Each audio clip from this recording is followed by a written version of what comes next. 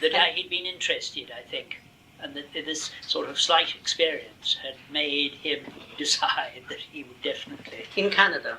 I think it was in Canada, yes. And it was connected, I think, with a train journey. But, one starts wondering whether one's recollection has been emblazoned by the world and the life since then. Just as when I took you to see Edmund Rope, I was disappointed that he didn't confirm what I distinctly remember him telling me, that John Thompson had said that he was so concerned about advice given to somebody that he had told them to take a tape recorder into the confessional, because on the face of it, I mean, that's absolutely not on. And John obviously wouldn't have cared too much, although my recollection of him would be that he would be a person who would always respect what you might call very conservative feelings as well. He wouldn't force people against their conscience in any way. But on the other hand, if he thought bucking the orthodox line was right, he would do it. But this comes back to me, something about meeting a person on a train and talking about his interest in the Catholic Church. This person gave him something, or said, just, you have this, And that had sort of clicked and made him realise that he wanted absolutely to join the Catholic Church. But then somebody like,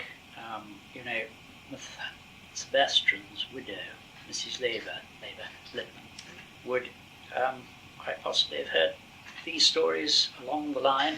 I mean, she and Sebastian married, I suppose, for 20 years or so before he died. I mean, I went to the baptism of their first child in Scotland. I went to his wedding in Edinburgh. Then I went to the baptism of their first child, also in Scotland. He was working, I think, at Falkirk then. It was the first sort of house job he had. And then I met him a year or two later. He was on his way to some conference or in Europe, and he was coming back through London. I saw him for a couple of days, and then he went back to Scotland. Shortly after that he took the job in Canada, I think, where, I mean, and that period I'm talking of must have been mid-60s, and he went off to Canada and, died 5 years ago, 6 years ago? This is faded rather, and it doesn't have, yes, this is a Christmas card, a photo of his family, for 1975, and somewhere I've got his mortuary card that his wife sent round, but I'll go and find that. But I would have thought, having been married to somebody for 20, 25 years, he might well have, cited a few of these incidents that I've seemed to have stuck in my mind. This is Matthias's mother's book, which I would have thought would be interesting. And Matthias, I don't know what relatives he may have in Germany. You got to know Matthias at Eau Vive? No? I met him I met him in London when John was bringing him across to go to medical school in Edinburgh, because unlike Sebastian, he brought over to study at Oxford. Matthias stayed at school in France, and his mother, you see, was still alive. His mother, brother, sister in Germany. Their father was murdered. Yes. In that dreadful thing after the attempt to kill Hitler. Extraordinary. I saw, it must have been 20 years ago, a programme about that, and it actually showed a shot of the family and when said how they were forced to go and see his father hung up on a meat hook in a prison. It's an interesting addition. So I was so anxious to get it back. So that you knew, so Matthias Leber studied in London? No, I think he studied at Edinburgh. He studied in Edinburgh. They were at Edinburgh doing medicine, and I worked for about 18 months in Glasgow at that time, and I used to go across many weekends to stay with them and do the sort of youthful drinks parties and generally passing the time of day. And then they both graduated, and Sebastian went to Falkirk to be a sort of house man, and Matthias didn't settle down and stay in this country. He went back to Germany and France, and then he came back here, and it must have been a couple of years before John died, and I actually lived in a little cottage here, and Matthias came, I think, 2 or 3 times within the space of a year to visit me, and I took him down to see the Roufs. And in fact I always remember, we went to an Easter midnight mass at Downside with a couple of the Rouf girls. That must have been, heavens, in the late 60s, because I'm now slightly losing the track. He was in a very, very morose state, and he went across to see John Thompson in New York and stayed for a few days. And I don't know if it's one of the letters that I've got here, because I think John wrote to me saying Matthias had been there and how worried he was about him. And it was a few weeks or months after that, he'd gone back to Germany, that he died, which he took his own life. And lots of people said hardly surprising after what he'd lived through. And I remember somebody saying, rather, a woman who lived most of her life on the continent, saying, well, if there was one place you shouldn't have gone if you were in that state, it was back to Berlin. And I've got probably somewhere something about Matthias's death, but what's the date in that file? Yes, in 1963, August 1963. Good. So I thought it was much later than that. Well, he died before then, I imagine, because his mother, I think, sent this to me because of my friendship for him. I've lost several years. I thought it was well into the later 60s. But anyway. Were Matthias Leber and Sebastian Littman the only children whom John Thompson adopted, or was there anyone else? I really couldn't be sure. I'm just wondering whether I sort of remember one of them saying that he'd met their brother or a sibling of theirs, but I don't think that there are any I ever heard of who were directed through their education. And as regards bringing them to France, I think it was because, seeing the sort of debacle of the end of the war in Germany, he was so worried about how young people would grow up there. Can you tell me a bit about your parents and yourself? Because it's your mother who first knew John Thompson. Yeah. And your mother was, she was, did she have a profession?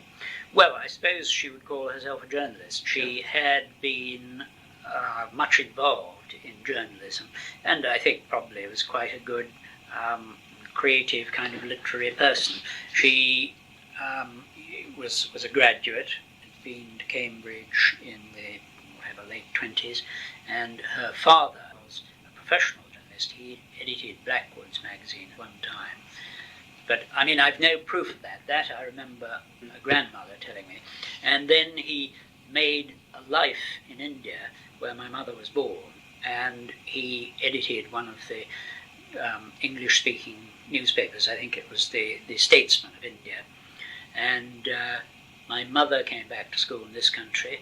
She was clever enough to go to Cambridge, and was somebody who had a conflict with her mother, who she found difficult, not somebody she related to, and her father had more or less separated from her mother and lived the rest of his life in India, and her mother came back to this country, I think, and lived effectively as a sort of a widow for the rest of her life.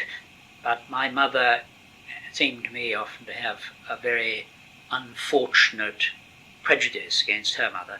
But my mother and father married. My father was working in India because they met there, because my mother had gone back to see her father in India. And my mother worked as a journalist in the later 30s. She helped start a magazine called Lilliput, which was a great and radical new sort of departure. Yeah. And I think partly she was able to help finance it, and that's what gave her sort of leverage. And she was much involved with people who were in the journalistic world in London, just up to the outbreak of the war, I think. And during the war, she worked in the Daily Express office in New York. She took my brother, sister, and I as evacuees because our father went off to the war. And when, in 1940, and the sort of crises came, she thought it was the best thing to get out of the country. That's why we have had this sort of American episode. I was in school there for 5 years. And my brother for 7, I think, and my sister for 10, I can't quite remember. But she was undoubtedly a very well read person. I remember her talking about the sort of reading parties and vacations, and quite people who were names later. I'm not sure even if one of them wasn't Gilbert Murray, who used to run some reading parties. Certainly Grierson was a person she knew very well. She knew his daughter, Herbert Grierson, who was a great authority on John Donne. My father was a very sort of run-of-the-mill man in the sense that he went into the Navy when he was a boy, and after the First World War didn't stay on because there were so many people being dispensed with, and got, through family connections, very good entry into the world of shipping, and I suppose ended up what you could call a ship owner, and was well off. And he met John Thompson at my sort of reception after my confirmation in London, and he, I think, liked John. They wouldn't have had perhaps a tremendous amount in common, but soon after that my father was struck down with cancer, and he took about, 3-4 years to die, and John was most solicitous about his possible treatment. In fact, I always remember that my father was operated on by a man who John had heard was the top man at the time. It was when that hospital was still going by Hyde Park Corner that closed afterwards. Was it St George's? Yes. Yes, it was St George's. What was his name? Rodney Smith. He was the top sort of cancer operator at that time, and he removed a huge growth, but after a period of, I forget if it was 18 months or 2 years, when there was sort of some hope that he was regaining strength, he went down again. And whether he ever met John Thompson again, not sure, but John frequently referred to the hopes he had that my father would recover. But did you convert to Roman Catholicism? Or I converted as a result of various personal episodes and desires and inclinations, and it was the reason why I came down to this part of the world, because I had an introduction to those people, the Roufs, and there was a little community. I say community, there were 2 Jesuit priests who looked after the local Catholics. They had a house up here in which we subsequently lived when they left it and gave up. And I was able to get instruction, formal instruction. And I'd also wanted to switch from working in the sort of shipping industry to a rural life, and the two things fitted together. I had the introduction to these people who wanted a farm student, and so I had instruction here and was received into the church. And I mean, I've virtually been connected with Wardour ever since, and that's why it's my spiritual home. And as I say, John Thompson was introduced as a possible godfather, and then we met, and after that became firm friends. And that I was hoping that little card would have said what the year was, but it doesn't. But it must have been 58 or 57 that I met John and knew him off and on until, well, knew in the sense of corresponding with him until shortly before his death, I suppose, or hearing of him. So by then he'd left Oxford? No, by the time I knew him, when I first knew him, he was not yet employed at Oxford. He wasn't It was shortly after that he started feeling that he would leave France. You know, he'd come to the end of the road in France. And was there some problem with Eau Vive, either sort of financial, logistical, or some of the ecclesiastical authorities didn't entirely approve? I had that sense somehow. But again, if you were able to meet Marjorie Goosens, she would explain that. But did you stay at Eau Vive? I went, after it had closed, with Sebastian Littman, and it must have been about just before 1960. Sebastian came down from Edinburgh to go to visit Eau Vive and then to see this great mentor of John Thompson's, a French Dominican. Now, Père Philippe, was it? You will be bound to hear about that from Sebastian's widow. Okay. And he was a lovely man. Sebastian was very keen to see him. And in his vacation, he said, "Come with me, we'll see Eau Vive, and then we'll go and see..." No, it was Pierre-Tomas, and see Pierre-Tomas, who was then at the sort of Dominican church in Rome, Santa Sabina. And I suppose I took a week with Sebastian. We went to Eau Vive for a couple of days. We stayed in John's little old cottage. The place hadn't been entirely sort of reacquired by anybody else. And then we went to Rome, and I stayed a couple or 3 days, and in those days, I mean, one wasn't flying around in the same way.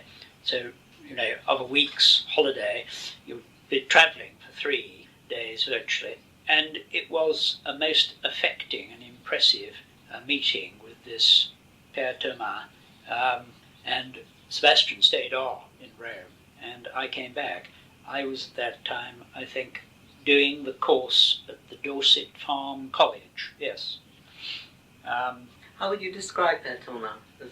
He was elderly, slightly frail, very, I would say, charismatic probably. He had a great presence, and my French was very weak, but I struggled to converse with him. And Sebastian was there and would sometimes sort of interpret. But one got the impression afterwards that one had had a great accord despite language barriers. And I know that it was almost sort of the key influence in Sebastian's life, I think, after John Thompson was Pierre-Tomas. And I never really heard more about him, but undoubtedly Sebastian's widow would know. And I believe he was from Alsace, but certainly the north of France. And I suppose he'd been one of the people who'd helped John with Eau Vive very much.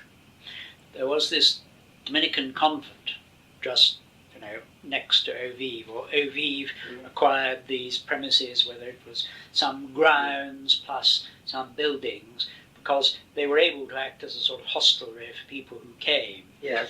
I would say that the only person living I now know who went, apart from Natasha Spender, Marjorie Goosens, is my sister, who went with my mother, and she is now in California. Oh, right. If you Quite ever nice go to to have California, it. Well, perhaps I might write to her. Well, yes, do. I think she'd be fascinated. yes, if I might, because Eau Vive, it's of course like so many things with John Thompson, no documents, no records, it's just recollections, and it seems to be partly, as you say, a spiritual community, but there was also a therapeutic side to it. Presumably that had all vanished. Here you are. Here's a letter which actually has. See, from Eau Vive. I'm just going to go and find this other card I think I got in my prayer book. A priest called Alfonso De Zulueta, who introduced me to those people, the Rose, and that's how I came to Warder. And he met John Thompson and found him perfectly acceptable, but they didn't strike up. There's no particular reason why they should have a particular sort of friendship. Again, that was at the day that I first met John Thompson, the day I was confirmed at Westminster Cathedral, and Alfonso came to the sort of tea party, drinks party that we held at my mother's house, where John also met my father, and I remember that it very much impressed and slightly amused Alfonso that in the middle of the sort of tea party, a person came to the door insisting on seeing John, and John went out to see her, perhaps went in a next door room or something. I forget if it was a she, I think it was a she. And this was somebody who either was a patient, who he'd given the address he would be at that day, and had come to see him. Anyway, Alfonso thought it was rather, an amazing thing, and I didn't think much about it. I see under the name Alfonso is Eric Strauss. Now, he was a very eminent psychiatrist who knew John slightly